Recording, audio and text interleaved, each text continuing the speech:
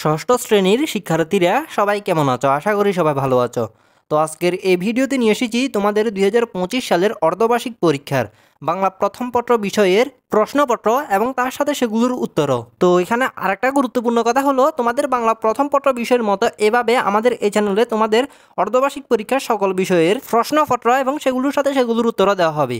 তো তোমরা যারা সম্পূর্ণ ফ্রিতে সেগুলো পেতে চাও তারা অবশ্যই আমাদের এই চ্যানেলটি সাবস্ক্রাইব করে নোটিফিকেশন অন করে রাখো, যাতে আমরা এগুলো আমাদের এই চ্যানেলে আপলোড দিলে তোমাদের কাছে নোটিফিকেশন পৌঁছে যেতে পারে। আশা করি বুঝতে পেরেছ। তো আমরা মূল বিষয়ে আসি। তো শিক্ষার্থীরা, আমরা এখানে দেখতে পাচ্ছি অর্ধবার্ষিক পরীক্ষা শ্রেণী ষষ্ঠ, বিষয় বাংলা প্রথম পত্র, সময় 3 ঘন্টা, পূর্ণমান 100। তো এখানে আমাদের 1 নম্বর প্রশ্নটি উনুন শব্দের অর্থ কী? তো 1 নম্বর প্রশ্নের উত্তর হবে খ, চুলা। তারপর 2 নম্বর প্রশ্নটি বনফুলের জন্ম কত খ্রিস্টাব্দে? তো 2 নম্বর প্রশ্নের উত্তর হবে খ, 1899 খ্রিস্টাব্দে। তারপর 3 নম্বর প্রশ্নটি মিনুকল্পের রাক্ষসী কাকে খায়? তো 3 নম্বর প্রশ্নের উত্তর হবে ঘ, কয়লাদের। তো শিক্ষার্থীরা, আমাদের 4 নম্বর প্রশ্নটি, তো এখানে আমরা 4 নম্বর প্রশ্নে দেখতে পাচ্ছি, দেখা যায় এখানে 1-এ রয়েছে সততা, 2-এ রয়েছে কৃতজ্ঞতা, 3-এ রয়েছে মিথ্যাচার। তো এখানে 3টা অপশন রয়েছে। তো 4 নম্বর প্রশ্নের উত্তর হবে ক, 1 ও 2, অর্থাৎ সততা এবং কৃতজ্ঞতা। তো এরপর আমাদের 5 নম্বর প্রশ্নটি, আল্লাহ কার উপর খুশি হলেন? তো 5 নম্বর প্রশ্নের উত্তর হবে ক, অন্ধ লোকটির। তারপর 6 নম্বর প্রশ্নটি, তুমি যাহা চাও লাও কথাটি কে বলেছে? তো 6 নম্বর প্রশ্নের উত্তর হবে ঘ, অন্ধ লোকটি। তারপর 7 নম্বর প্রশ্নটি, আল্লাহ পুরস্কৃত করেন। তো 7 নম্বর প্রশ্নের উত্তর হবে ক, সৎ লোকটি। তারপর 8 নম্বর প্রশ্নটি, ক্যারাভান শব্দটির অর্থ কী? তো 8 নম্বর প্রশ্নটির উত্তর হবে ক, কাফেলা, অর্থাৎ ক্যারাভান শব্দটির অর্থ হলো কাফেলা। তারপর আমরা এখানে একটা উদ্দীপক দেখতে পাচ্ছি। এখানে বলা হয়েছে উদ্দীপকটি 4, 9 ও 10 নম্বর প্রশ্নের উত্তর দাও। তো আমরা উদ্দীপকটি দেখি। ভারতের আগ্রায় সম্রাট শাহজাহান নির্মাণ করেন এক রাজকীয় সমাধি তার স্ত্রী মমতাজ বেগমের স্মৃতির উদ্দেশ্যে। এর নির্মাণ কাজ শুরু হয় 1632 খ্রিস্টাব্দে এবং শেষ হয় 1653 খ্রিস্টাব্দে। প্রায় 20,000 লোক 21,000 বছরে শহরটি নির্মাণ করেন। তো শিক্ষার্থীরা, এখানে আমাদের 9 নম্বর প্রশ্নটি, উদ্দীপকের তাজমহলের সাথে নীলনদ আর পিরামিডের দেশ রচনার কোনটি সাদৃশ্য রয়েছে? তো 9 নম্বর প্রশ্নের উত্তর হবে ঘ, পিরামিড। তারপর আমাদের 10 নম্বর প্রশ্নটি, উদ্দীপক এবং নীলনদ আর পিরামিডের দেশ রচনায় উঠে এসেছে। তো এখানে 3টা অপশন রয়েছে। তো 10 নম্বর প্রশ্নের উত্তর হবে ঘ, 1, 2, 3, অর্থাৎ 3টা, ইতিহাস, ঐতিহ্য, মানুষের কৃতি। তো 10 নম্বর প্রশ্নের উত্তর হবে ঘ, 1, 2, 3। তো এরপর আমাদের 11 নম্বর প্রশ্নটি, ঢাকা শহর থেকে গাবতলী গ্রামের দূরত্ব কত মাইল? তো 11 নম্বর প্রশ্নের উত্তর হবে ঘ, 50 মাইল। তো এরপর 12 নম্বর প্রশ্নটি, শওকত ওসমান কত সালে মৃত্যুবরণ করেন? তো 12 নম্বর প্রশ্নটির উত্তর হবে 1998 সালে। এরপর 13 নম্বর প্রশ্নটি, ডিগবাজি গ্রন্থটি রচিত কে? তো 13 নম্বর প্রশ্নের উত্তর হবে ঘ, শওকত ওসমান। এরপর 14 নম্বর প্রশ্নটি, শওকত ওসমান জন্মগ্রহণ করেন কত সালে? তো 14 নম্বর প্রশ্নের উত্তর হবে ঘ, 1917 সালে। তো এরপর আমাদের 15 নম্বর প্রশ্নটি, ঘুম থেকে উঠে মিনু কাকে দেখতে পায়? তো 15 নম্বর প্রশ্নটির উত্তর হবে ক, শুকতারা, অর্থাৎ মিনু ঘুম থেকে উঠে শুকতারা দেখতে পায়। তো এরপর আমাদের 16 নম্বর প্রশ্নটি, কবি কোথায় নয়ন মিদতে চান? তো 16 নম্বর প্রশ্নের উত্তর হবে ক, জন্মভূমিতে। এরপর আমাদের 17 নম্বর প্রশ্নটি, বাংলা কত তারিখে রবীন্দ্রনাথ ঠাকুর জন্মগ্রহণ করেন? তো এখানে 17 নম্বর প্রশ্নের উত্তর হবে খ, 25শে বৈশাখ। এরপর 18 নম্বর প্রশ্নটি, জন্মভূমির ছায়ায় কবি কি জুড়ায়? তো এখানে 18 নম্বর প্রশ্নের উত্তর হবে ঘ, অঙ্গ। এরপর আমাদের 19 নম্বর প্রশ্নটি, আখি মেলে তোমার আলো, এই আলোর উৎস হলো? তো এখানে আমরা 3টা অপশান দেখতে পাচ্ছি, রাতের আলো, দিনের সূর্যের আলো, মাতৃভূমি স্নেহ। তো এখানে আমরা 3টা অপশান দেখতে পাচ্ছি। তো সঠিক উত্তর হলো ঘ, লাস্টেরটা, অর্থাৎ মাতৃভূমি স্নেহ। তো এরপর আমরা একটা উদ্দীপক দেখতে পাচ্ছি। উদ্দীপকটি 4, 20 ও 21 নম্বর প্রশ্নের উত্তর দেওয়ার জন্য বলেছে। তো আমরা উদ্দীপকটা দেখি।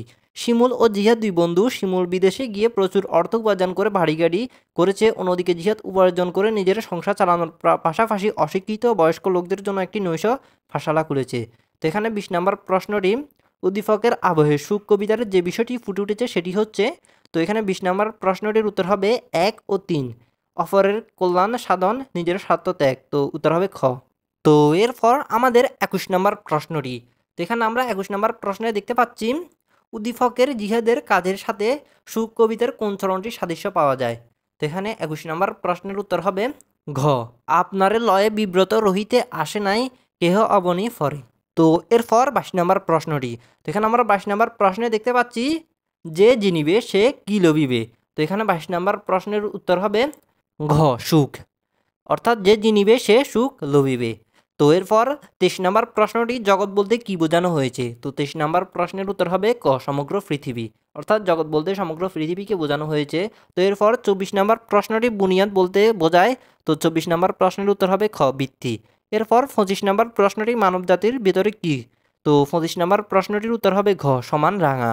এরপর 26 নম্বর প্রশ্নটি ঝিঙে ফুলকে কে বোটা ছিঁড়ে চলে আসতে বলেছে। তো এরপর 26 নম্বর প্রশ্নের উত্তর হবে ঘ প্রজাপতি। তো তারপর 27 নম্বর প্রশ্নটি। তো এখানে আমরা 27 নম্বর প্রশ্নে একটি উদ্দীপক দেখতে পাচ্ছি এবং উদ্দীপকটি থেকে এই প্রশ্নটির উত্তর দিতে হবে। তো উদ্দীপকটি আমরা দেখি। তাল গাছ এক পায়ে দাঁড়িয়ে সব গাছ ছাড়িয়ে উকি মারে আকাশে, মনে হয় কালো মেঘ উড়ে যায়, একেবারে উড়ে যায়, কোথা পাবে ফাঁকাশে। তো এখানে 27 নম্বর প্রশ্নটি উদ্দীপকের তাল গাছ এবং ঝিঙে ফুল কবিতার ঝিঙে ফুলের মধ্যকার বৈসাদৃশ্যের ক্ষেত্র হলো। তো এখানে 27 নম্বর প্রশ্নটির আমরা তিনটা অপশন দেখতে পাচ্ছি। তো 27 নম্বর প্রশ্নটির উত্তর হবে 1 ও 2, আকাঙ্ক্ষার এবং মাটির প্রতি মমতার। তো এরপর 28 নম্বর প্রশ্নটি, মাচান শব্দের অর্থ কী। তো মাচান শব্দের অর্থ হলো ঘ ফাটাতন। তো এরপর 29 নম্বর প্রশ্নটি, সত্যেন্দ্রনাথ দত্ত কত বছর বয়সে মৃত্যুবরণ করেন। তো 29 নম্বর প্রশ্নের উত্তর হবে ঘ 40 বছর বয়সে। তারপর 30 নম্বর প্রশ্নটি, 11 রবি শশী বলতে কোনটি গ্রহণযোগ্য। তো 30 নম্বর প্রশ্নটির উত্তর হবে খ সূর্য ও চাঁদ। তো ষষ্ঠ শ্রেণীর শিক্ষার্থীরা, আমাদের প্রথম 30 নম্বরের এমসিকিউর অংশ দেখা হলো। তো এবার আমরা দেখব সৃজনশীল অংশ। তো শিক্ষার্থীরা, আমরা এখন দেখতে পাচ্ছি সৃজনশীল প্রশ্ন এবং দেখতে পাচ্ছি সৃজনশীল প্রশ্ন প্রতিটির জন্য 10 নম্বর করে। তো এখানে মোট সৃজনশীল প্রশ্ন রয়েছে 8টি থেকে যে কোনো 5টি প্রশ্নের উত্তর দিতে হবে এবং 5টি প্রশ্নের জন্য 50 নম্বর। তো শিক্ষার্থীরা, আমরা সৃজনশীল প্রশ্নগুলো দেখি এবং প্রশ্নগুলো দেখার পর কিছুক্ষণ পরে সেগুলোর উত্তরও দেখব। তো এখানে আমরা এই প্রশ্নগুলোর উদ্দীপক পড়বো না, উদ্দীপক পড়ে সময় শুধু নষ্ট করবো না, তবে তোমরা পরীক্ষাতে অবশ্যই উদ্দীপকগুলো পড়তে হবে অবশ্যই। তো এখানে আমরা উদ্দীপক না পড়ে শুধু ক খ গ ঘ প্রশ্নগুলো দেখে শর্টকাট চলে যাব। তো এখানে 1 নম্বর প্রশ্নটির ক নম্বর প্রশ্নটি, সততার পুরস্কার গল্পটি কে লিখেছেন। তারপর খ নম্বর প্রশ্নটি, ফেরেশতা অন্ধ লোকটির প্রতি খুশি হলেন কেন। তারপর ঘ নম্বর প্রশ্নটি, উদ্দীপকের সাথে সততার পুরস্কার গল্পের মিল দেখাও, অর্থাৎ উদ্দীপকটা। তারপর ঘ নম্বর প্রশ্নটি, উদ্দীপকের বাক্য সততার পুরস্কার গল্পের টাক ও ধবল রোগী উভয় অকৃতজ্ঞ মন্তব্যটি বিশ্লেষণ করো। তো এরপর আমরা 2 নম্বর প্রশ্নটি দেখি। তো এখানে 2 নম্বর প্রশ্নের ক নম্বর প্রশ্নটি, অদৃশ্য লোক গল্পগ্রন্থটি কে লিখেছেন। তারপর খ নম্বর প্রশ্নটি, মিনু কোনটিকে রাক্ষসীর তৃপ্তি মনে করেন বুঝিয়ে লেখো। তারপর ঘ নম্বর প্রশ্নটি, উদ্দীপকের মেয়েটির সঙ্গে মিনু গল্পের কার মিল রয়েছে। তারপর ঘ নম্বর প্রশ্নটি, অমানবিকতার দিক থেকে উদ্দীপকের সৎমা ও মিনু গল্পের যোগেন বসাক সমান্তরাল মন্তব্যটি বিশ্লেষণ করো। তো এরপর আমরা 3 নম্বর প্রশ্নটি দেখি।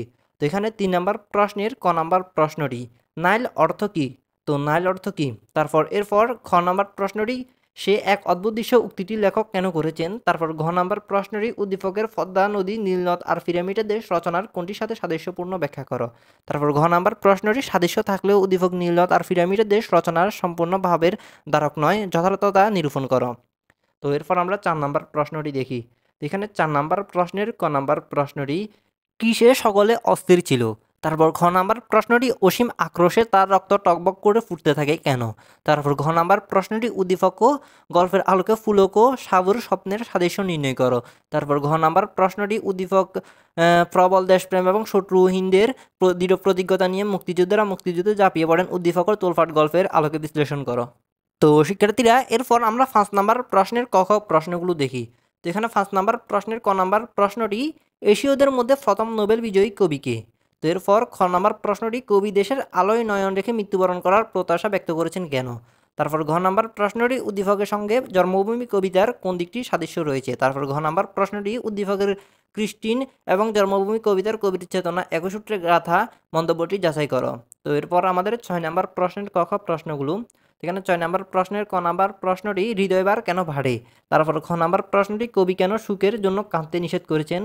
তারপর ঘ নম্বর প্রশ্নটি, উদ্দীপকের সঙ্গে সুখ কবিতার বৈসাদৃশ্য কোথায় ব্যাখ্যা করো। তারপর ঘ নম্বর প্রশ্নটি, উদ্দীপকের জালাল সুখ কবির সম্পূর্ণ বিপরীত মানসিকতার অধিকারী বিশ্লেষণ করো। তো এরপর 7 নম্বর প্রশ্নের ক খ প্রশ্নগুলো।